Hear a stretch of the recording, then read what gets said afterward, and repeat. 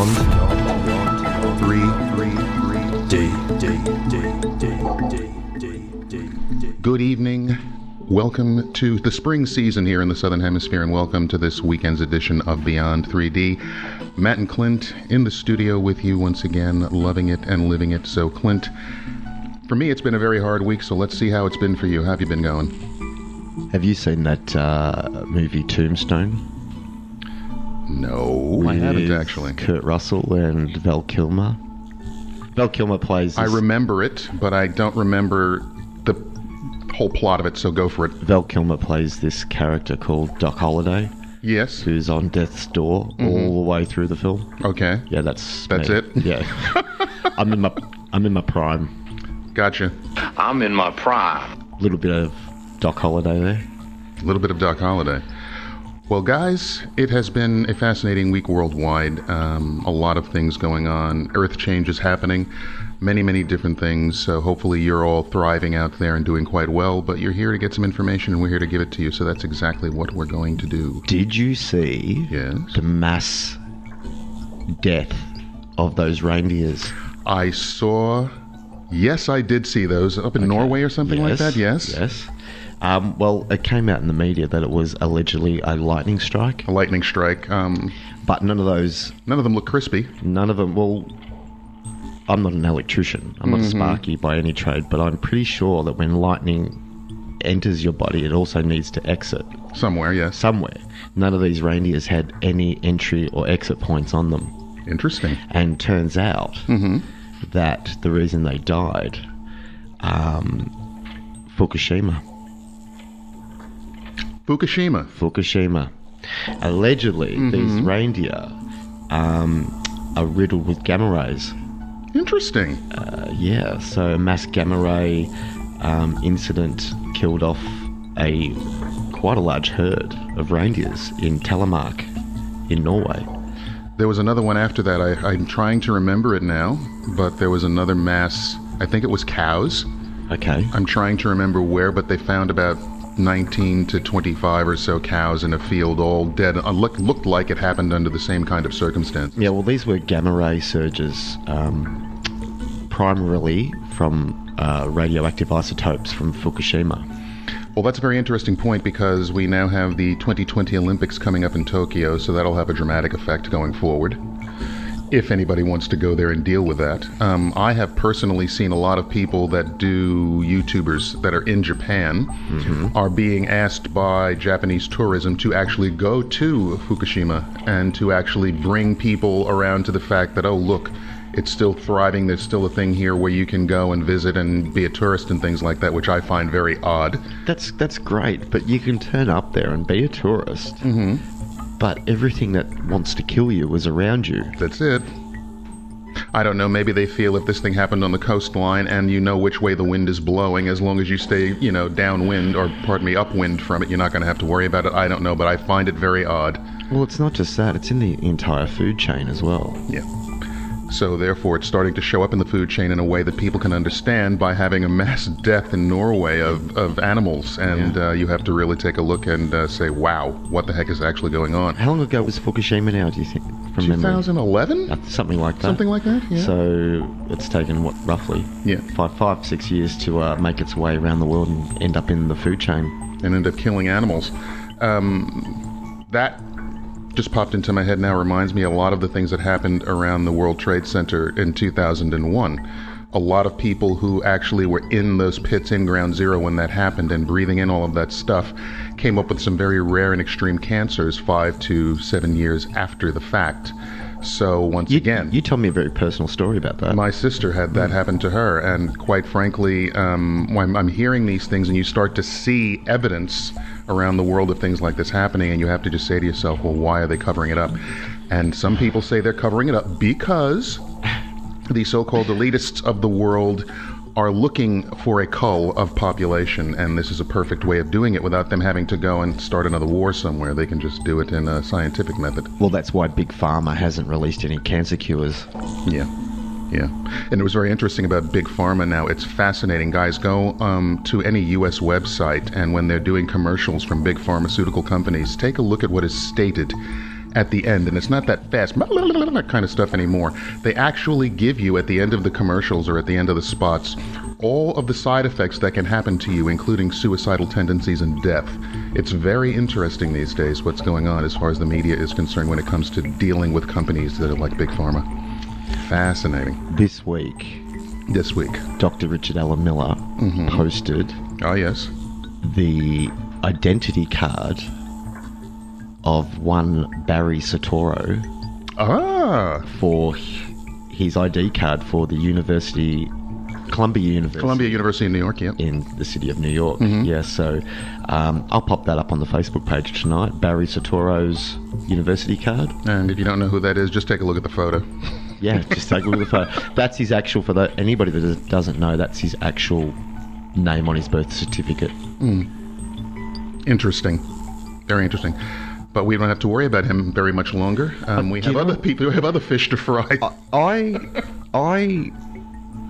don't even know how to say this. I have seen and read so many articles over the last 6 years that allege and allude Yes.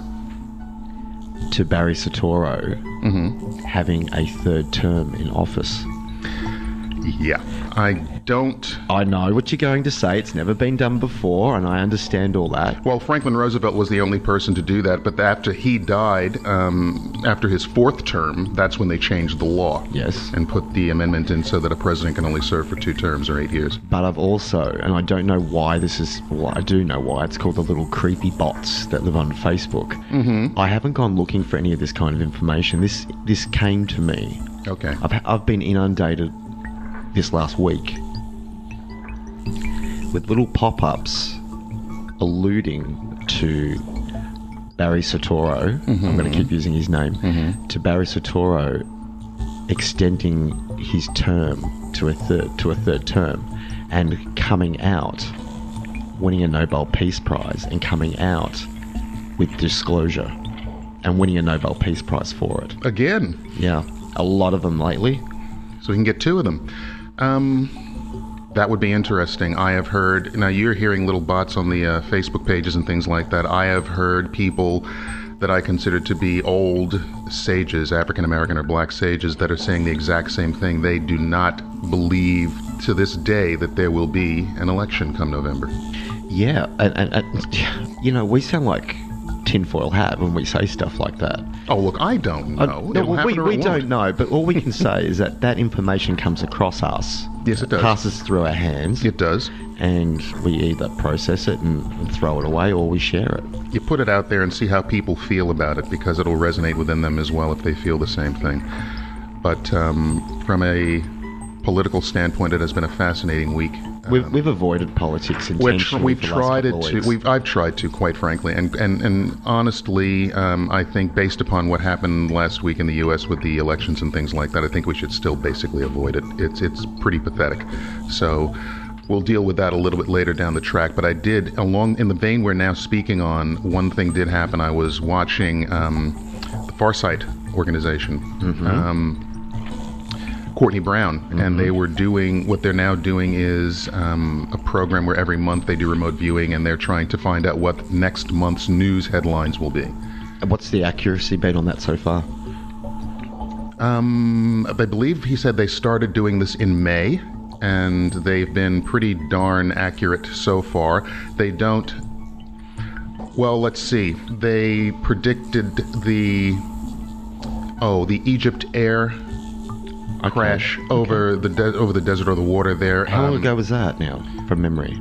Well, they predicted that in May, and it happened the following month in June, from what I'm being told here. Okay. That's the way it's coming across to me. That's what I'm trying to remember. What I'll do is I'll actually go and I'll post a link to it up on the Facebook page as well. But it's been pretty interesting. But what I did the other day was I took a look at their posting on the information that they got in August that is supposed to happen next month. And based upon that, September should be an interesting month in the Northern Hemisphere, politically speaking, not necessarily in the United States, but it could be a situation in the United States or in Europe. So we will see what happens that way. And then I think we'll get back into a little bit of politicking then, but suffice it to say, people are... I think it's about 70 or 60-something or 70-something days to go till that point, and we will find out in the next month what's really going on that way. Well, that's 7 more shows. We can... okay, let's do it this way. We'll put a little, if something wacky happens, naturally we'll put in a snippet. But outside of that, I'm just watching and seeing how they're positioning themselves and taking it from there. I think more important right now is a thing, and I'll bring this up now and then we can move on, is what's happening with Colin Kaepernick, which is the quarterback for the San Francisco 49ers.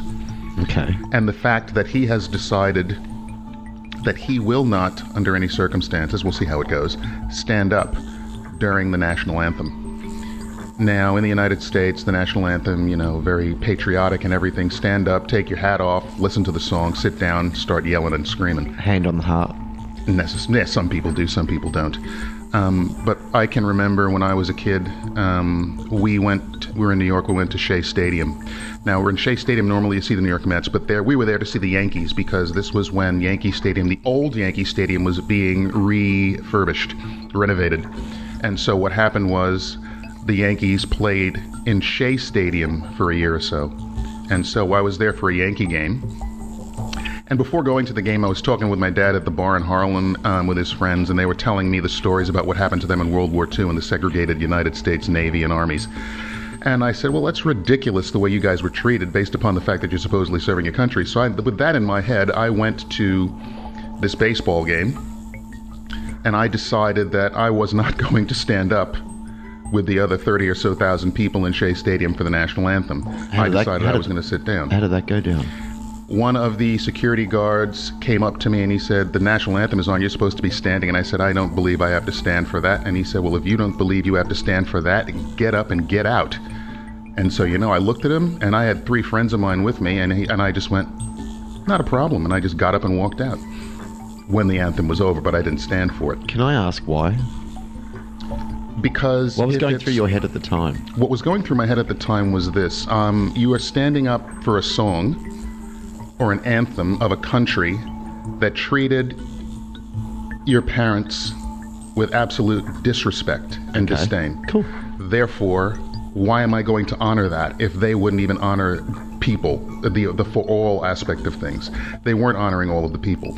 And that's what Colin Kaepernick is talking about now with the San Francisco 49ers. He said he will not stand for the national anthem because of police brutality, because of the way people that look like him are being treated.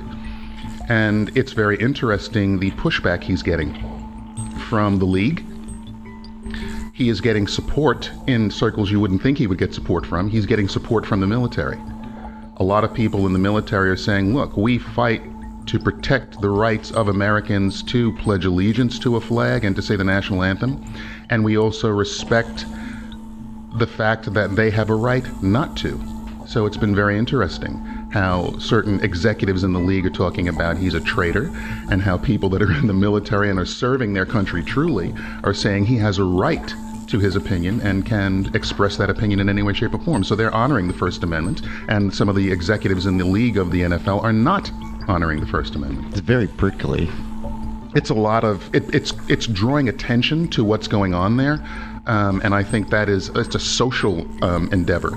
It is bringing up a lot of interesting stories about what Jackie Robinson went through when he was the first black in baseball in the 1940s. My father was in the minor leagues for the Boston Red Sox baseball team even before that, and so it brings up a lot of memories. It brings up and it forces people to take a look at what's going on. I think it's absolutely fascinating. And a lot of people are supporting what he's doing, and a lot of people are not supporting what he's doing. And in my opinion, by not supporting his right to protest that anthem, they are saying he should just shut up, play sports, and leave it at that. And there's a great saying that I'll have to come up with, but it's along the lines of, if I am being oppressed and you do not recognize the fact that I am being oppressed, then you are in league with my oppressors. Therefore, it's a fascinating study about what's going on right now, and I find it interesting, and the media is all over it over there, so it's been a lot of interest in those kind of stories. So what are you going to do? It's a very different culture to the Australian. What I have found in Australia is people are beyond that, quite frankly. They are. I'm sitting here listening to you talk about how heated... Children in a sandbox, in my opinion, a lot of the people in the United States have not grown up. They want it their way. They do not want to look at it as an adult and say, look, we have rights. This person can express this person can express that. You do not have to live your life based upon my ideas and ideals. You have to live your own life, but respect everybody. That's what it's really about. Well, you talk about being confronted by a security guard who's asked you or suggested to you, hey buddy, national anthem's playing. Yes. You better step up and fall in line. Yeah. Whereas in Australia, if the national anthem's playing, if you can remember the second verse of the national anthem and actually sing it, you're un-Australian. You know, that's the dichotomy. How it's flipped like that is crazy. Well, the other thing, we used to go to New York Ranger games, and at the New York Ranger games, they would have the first line, "Oh, say can you see," in the Star Spangled Banner, is the first line of that 1.5 minute thing that you have to do every time. You would get the first two words out in Madison Square Garden during a Ranger game, and everybody would be on their feet, yelling and screaming, all right, enough of this crap, start the game. Yep. So it all depends on where you are in the context. So it's fascinating to watch what's going on with this, but I think it's because this is a guy that has a $100 million contract, almost got his team to a Super Bowl a few years back, and the fact that he is now out there so-called biting the hand that feeds him, I think a lot of people have taken interest in it. It's been a fascinating study, fascinating to watch. It's just what we all celebrate. The differences. Well, that's the thing I can say about Australians, that they honor the differences a heck of a lot more than they do in the United States right now. Yeah, fascinating stuff, though. Beyond 3D. Welcome back this week, everyone, to another episode of Beyond 3D. Hello, Matt. Clint, how are you? Walking Dead. Walking Dead still. That's a TV show, isn't it? It is a TV show, but this isn't happening. That was my mantra last week. This isn't happening. I'm not getting sick. You're not allowed. Oh, I just sat on Siri. Oh, did you? Get over it, Siri. There we go. She's off. Good. What else, Matt? Oh, look. How'd you like... Now, last week we played the Corey Goode interview. Yes. Now, you have tried to get Corey Goode on our show for a while and haven't been able to, and that's nothing to do with us or our show. That's just that he is so busy and there's so many people that want to talk to him. He is busy. They have the guy at TV, and he is, I'm the same way. He is as introverted as it gets. I'll play a little bit more. I think we've got about another 30, maybe 40 minutes of that interview to go, so we'll play that later. As well, yes. But it's interesting what Corey Goode is stating is out there. I'm hearing that information from a lot of other places. There are now scientists that are actually verifying that Nabiru is coming through this solar system. I'm waiting for it to turn up in the dinosaur media. I'll tell you what. That's all I'm waiting to see. And it'll be the last second too. Yeah, they're not going to give you any time to do anything. No. Besides die. So we'll see what happens with that. There's a lot of other things going on, actually. Proxima Centauri and the fact that they have Earth-like planets there. There was the signal that was found. Proximus has turned up more and more in the mainstream news. It has. It's been on CNN and those kind of things. They are announcing it now that that is going on. The signal that they found, the Russians found a signal out that way that they can't explain, or it looks like it is manufactured. Let's put it that way. Well, maybe they can't explain it because we don't have the technology to decipher it. That is more than likely possible. And the other stuff that's going on out there as far as what's going on up in space, we have been told that NASA will be turning off the ISS feeds coming up this month. There are a lot of people that are very upset about that because of all of the things that they are seeing. There are a few people out there that are also on watch for what's happening out around Pluto and Neptune still, because there's a lot more information that they should now have, and a lot of the pictures haven't come out yet. There are, I don't know if you've seen any, Clint, but I have not really seen any pictures come out of the Juno expedition to Jupiter. Ask yourself why. I know. I'm waiting for them They're to... not going there to explore Jupiter. They're going there to gather information. Yeah, well, that information Based is on being information gathered. they already have.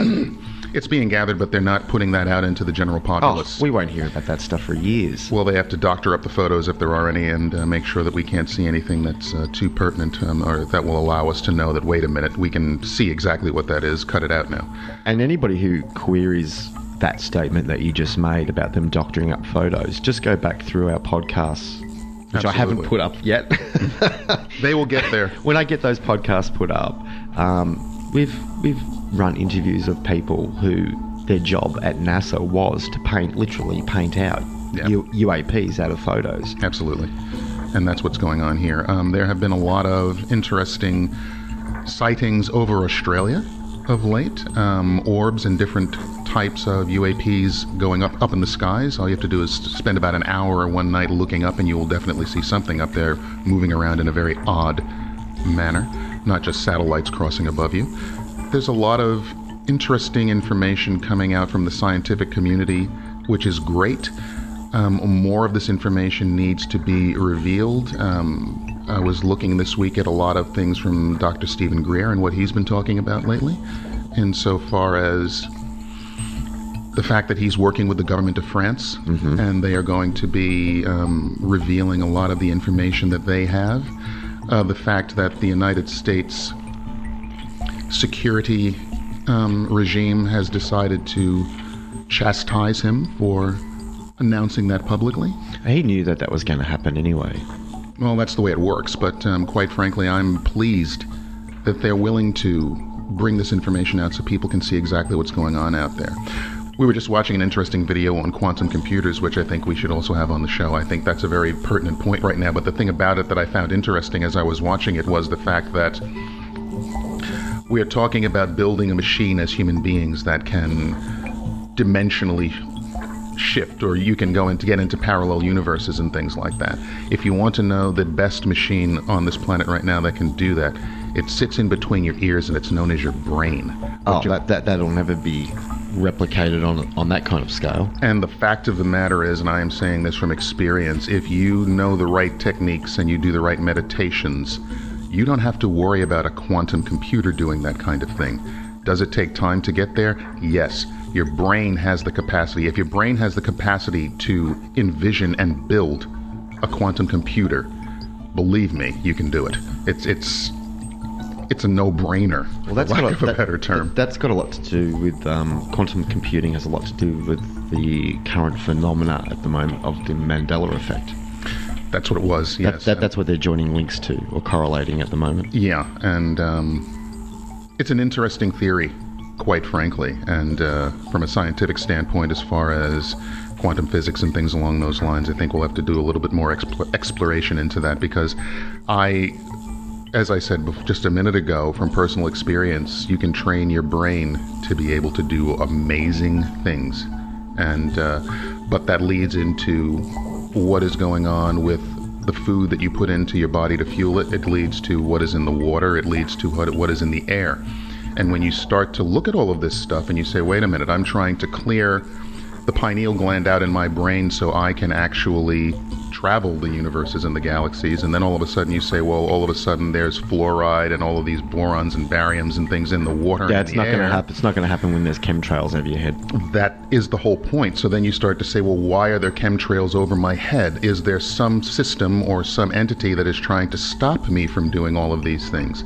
And that leads down the rabbit hole, and it gets very, very fascinating. So interesting study. So we'll have to take a look into those things. Would you like to listen now to the end of the interview with Corey Goode? Absolutely, positively, unequivocally, yes. And if anyone didn't tune in last week, once the podcasts do get up and I make miracles happen, talk to Michael, and he sent me an email saying it was episode. I'll sort it out. Yeah. That interview we did play last week just started getting into the meat and potatoes as it finished. So, got a little bit more today. We've done entree now for main. Yeah. About the size of it. All right, well, let's hit it. Beyond 3D. Beyond 3D tonight proudly presents an interview with Corey Goode, conducted by and the Beyond 3D. And let's go to the phones. Who's calling? Say hi to Corey Goode. Hi, Corey. And I had a question for Corey, and it concerns if he had ever read anything or heard from the scientists recently. The Schumann frequencies, or the Schumann resonance, has been going out of sight. I mean, they've literally had to increase the graph for the amount of energy that's being currently produced. And if this is a part of the ascension, increasing the vibration of the planet of Gaia, and if he knew of anything about this? Thank you for your question. I have not seen anything in the programs directly relating to the Schumann resonance changing. I've heard that, but I have not seen confirmation for myself. But I do believe that it's very possible with the increased influx of energy that's coming in through the sun and through the outer part of our solar system, due to our solar system entering into this high energetic cloud field. And people are even complaining of, people are even, I don't know if it's legitimate, but I think it is, that people are really starting to complain of type of ascension symptoms, people who are, and I don't know, maybe even your abilities, you notice a change in your abilities, that people are awakening to the fact that they're empathic, they're intuitive. It's kind of happened to me, and I'm hearing that from a lot of people. And if this is a part of this as well, of kind of breaking down the veil, and we're going to see a lot more of this.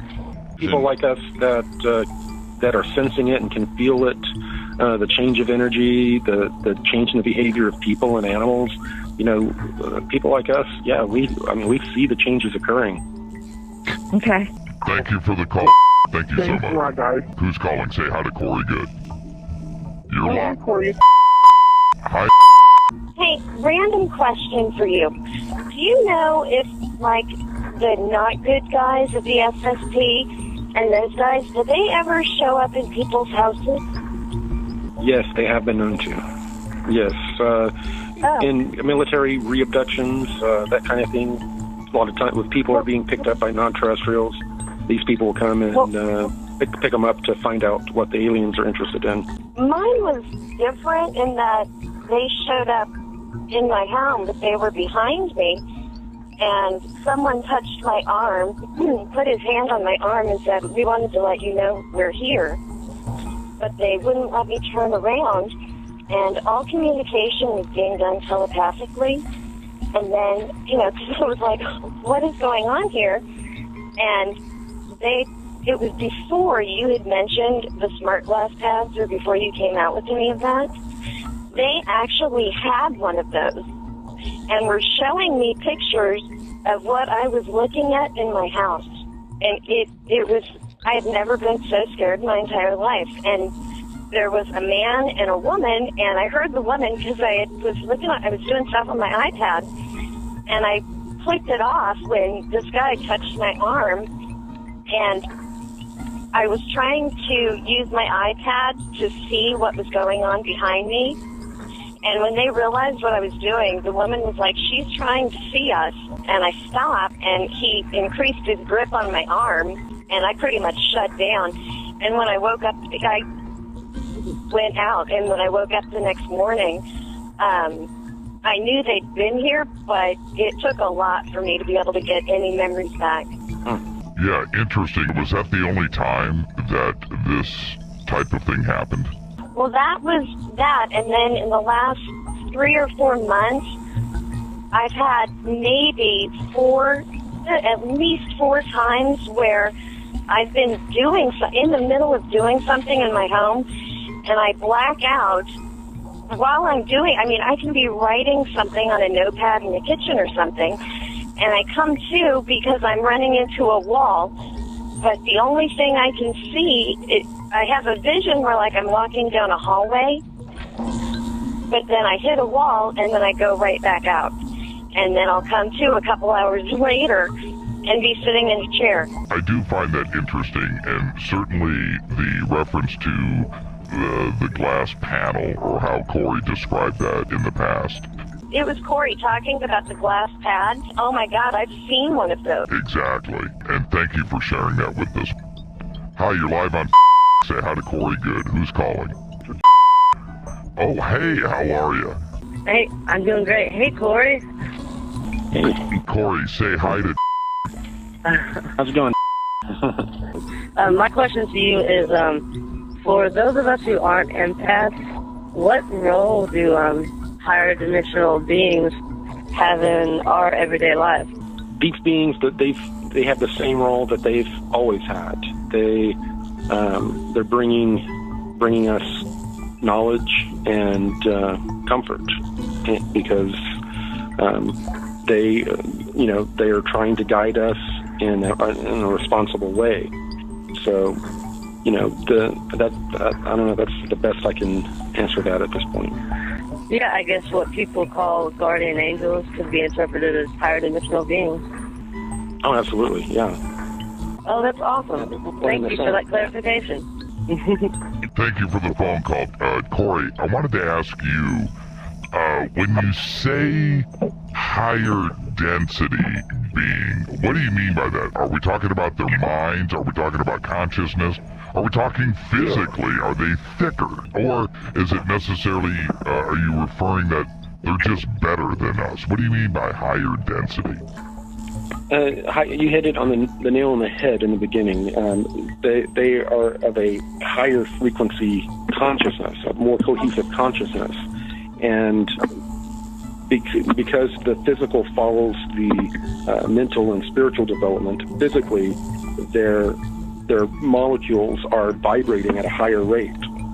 Very interesting, and thank you for that. Hi, you're live. Say hi to Corey Goode. Who's calling? Hi. Hi. Say hi to Corey. Hi, Corey. It's so nice to talk to you.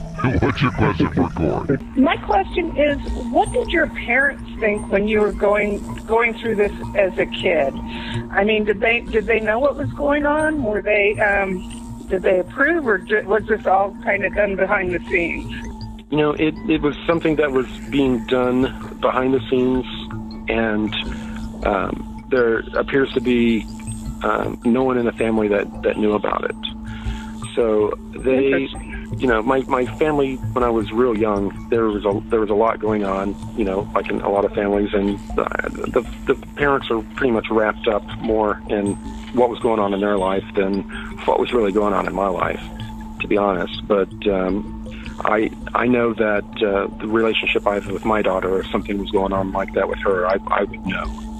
But there's a lot of times when they like to get assets or people also that they don't have a real tight, close family situation going on, because a lot of times these people are easier to exploit. Their situation's easier to exploit. How is your family right now dealing with what's going on? Well, I have not had. It's comments have come in from some of my nieces and nephews to where I know that they're aware of what I'm doing, but no one has I guess wanted to have that conversation yet. And like I said on Cosmic Disclosure, I fully expected a full-on intervention of all of my family, the family pastor, and maybe a psychiatrist to all sit down and say what is going on. Yeah, the surprise, you get home and they're all in the living room. Right, but there has not been a moment like that yet, so I got a feeling it's coming up. Beyond 3D. I want to share this with the audience. Corey and I were talking, and I said, so what's going on? And he goes, my nieces and nephews are over, we're having a little get-together. And I just thought to myself, do they have any clue about the conversation that you and I are having right now, Corey? And they didn't, apparently, did they? No, and even for my kids, I try to shield them from as much of this as possible. But there's some things that you just can't shield them from. They have no idea. They never have any idea. Hi, caller. You're live. Say hi to Corey Goode. Who's calling? Hi, Corey. This is quick question. A lot of people are having dreams of tsunamis and tidal waves. I had this dream where two converged, and there was this amazing effect that happened afterwards where basically there's unconditional love all over the planet when these two waves converge. But do you know anything about these waves of energy? Are there any two waves that are coming that are converging that you know of, Corey? Yeah, definitely. The waves that I have observed while being in the blue spheres have been like a very electrostatic charge looking waves. It's not coming in like you would picture a wave of liquid. It's coming in waves, but it's very kind of charged electrical. And definitely they're waves of energy ebbing and flowing. It's coming in and then it slows down a little bit and then it increases again. And it's coming in at a more steady rate right now. And that's why we're seeing a lot of very bizarre behavior from, human beings around and animals as well. There you go. And thank you for the phone call, my friend. All right, let's go. Say hi to Corey Goode. Corey, hi. I just want to ask you, with all these things coming, no one wants disclosure more than I have, even given money to Stephen Bassett, but I want to ask you, Dan Sheehan has been talking a lot lately about how we, with all the different political bents and all the different religions, would try to come together to present to any ET group why they should include us in the Galactic Federation. And with all the good things you're saying, do you think they'll even, with all the problems we have, how are they going to let us deal with that? Just leave us on our own? The state of humanity right now is not one that is ready to be introduced or to join a giant galactic federation. What's going to have to happen first is we'll have to have disclosure, and then we'll have to begin a healing process. It's not, a lot of people just picture that someone's going to come out, tell us about aliens, and then, a big ascension occurs. Things are going to become more difficult before they become better. And the whole process that we're going through right now, energetically and in the physical world, are it's shaping us and affecting our energy to where if we're positive, we're more likely to have these energies flow through us and over us more easily. Hi, caller. Say hello to Corey Goode. You're live on. What's your name? Hey, what's up, guys? This is. My question is about karma and about the cabal, and I guess the aspect about forgiveness, kind of stopping the wheel of karma. Is that something that they might be able to exploit? And what role does perception and belief and intention play in all of that? If they think that they're doing good, how does all of this fit together? Well, yeah, that's what the Blue Avian said, is that through forgiveness, you can stop the wheel of karma.